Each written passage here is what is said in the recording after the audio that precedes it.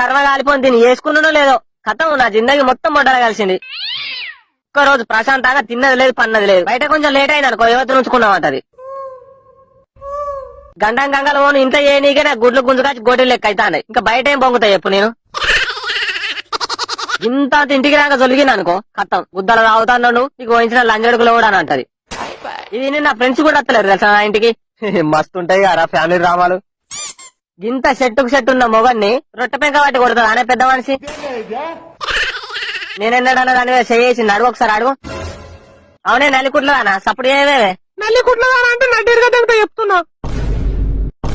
మా అమ్మనేమో నీ పెన్లో నీకేమో మందు పెట్టిండ్రా మమ్మల్ని దేక్తలేమంటది.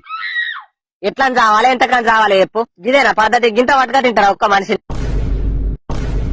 అటు మా అవ్వయ్య దెంగులే ఇటు నా పెన్లని దెంగులే. ఇక ఫ్రెండ్స్ తో నన్న మంచిగా ఉందామంటే ఈ ఫ్రెండ్స్ జాతి దెంగ నీ చస్తున్నారా అంటే 4-5 ఆతలు వీగిస్తా మూడేసుకొని ఊరేసుకో అంటారు.